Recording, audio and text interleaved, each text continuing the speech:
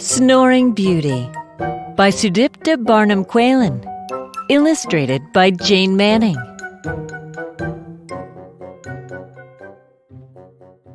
When you hear this sound, it's time to turn the page.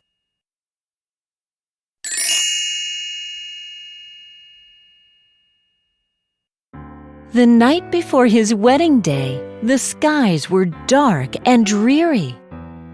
But in his house, a little mouse was dreaming of his dearie. Mouse grinned a goofy little grin and settled in for dozing. He needed rest to look his best, but as his eyes were closing,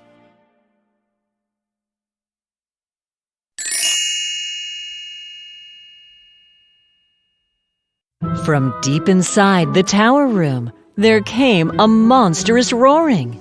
It shook the night, as, tucked in tight, lay Sleeping Beauty, snoring.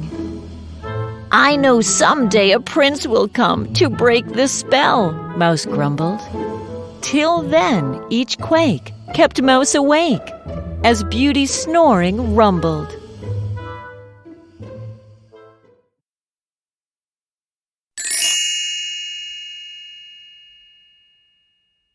Mouse rose to close the shutters. Then he peeked outside the tower. His eyes grew wide. "A prince!" he cried. "I'll sleep within the hour." "My name is Max," the prince announced, his manner prim and snooty. With shoulders squared, Prince Max declared, "I'm here for Sleeping Beauty."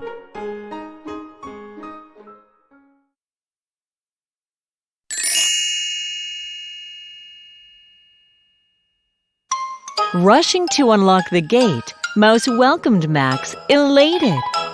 From Beauty's room came "Snooga Snoom," and Mouse's hopes deflated. "Who waits in there? A troll? A bear?" asked Max through all the clatter. The tower shook. From every nook, small creatures ran and scattered.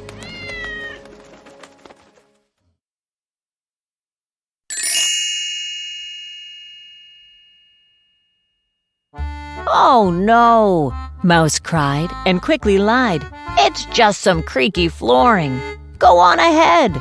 "Although," Mouse said, "she may be softly snoring."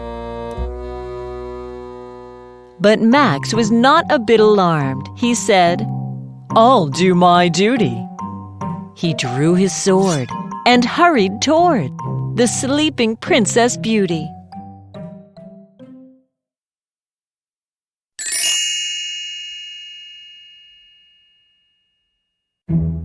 As Max knelt next to Beauty's bed, her lashes gently fluttered. Prince Max leaned in. Mouse hid a grin. And then, "Honchoo," she sputtered. Prince Max blew back, surprised and shocked. "Egad, how loud!" he bellowed. "Oh, rats," Mouse wept, though Beauty slept. The grr hadn't mellowed.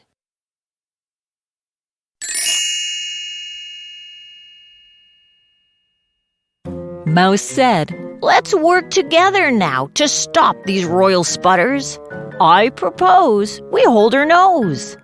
"Oh, I suppose," Max muttered. Mouse waited for a snoring pause, then pinched her nostrils tightly. Max puckered up, but then, kershop, she snorted impolitely.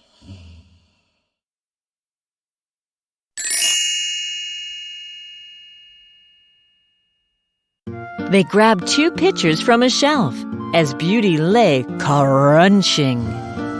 Mouse yelled, "Heave-ho!" From high and low, they gave her face a drenching. Mouse held his breath. Max bit his lip. Could this be it? They wondered. The room grew still. No sound. Until "Scrapha-raff," she thundered.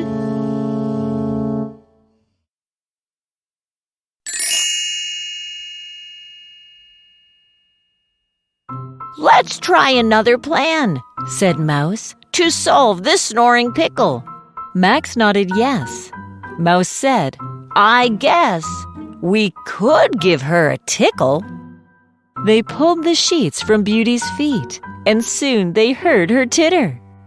But when "Argoom" boomed through the room, both Mouse and Max grew bitter.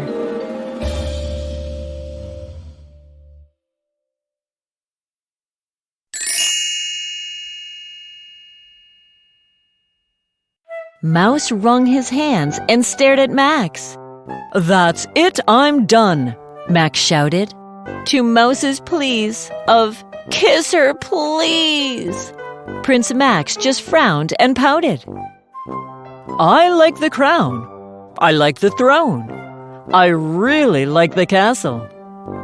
Max shook his head. He shrugged and said, "The snoring's too much hassle."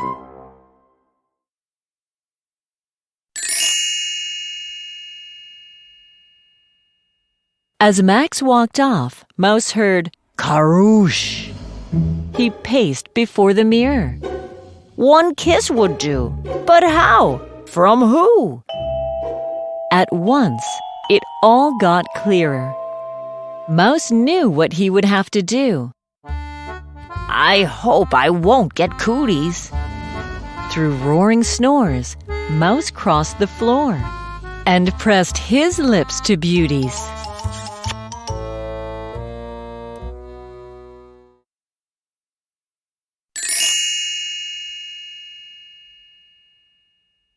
Mouse pulled away and spit "Patoo!" The day's first light was dawning. He heard a high, yet sleepy sigh, and Beauty started yawning. She rubbed her tired, drowsy eyes, a sight Mouse found quite splendid. He ran outside to Max and cried, "The snoring's finally ended!"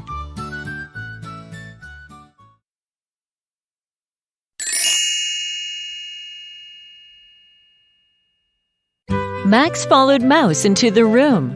"Go kiss her now," Mouse prodded. Max bent a knee, said, "Marry me," and Beauty beamed and nodded.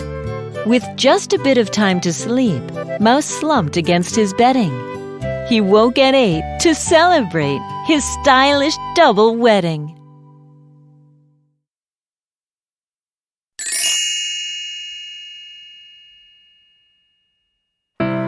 Mouse kissed his bride and Max kissed his. They stood together grinning. Mouse raised his cup and offered up a toast to new beginnings. But when he tried to sleep that night, Mouse woke to monstrous roaring. He clutched his ears and fought back tears, while Mrs. Mouse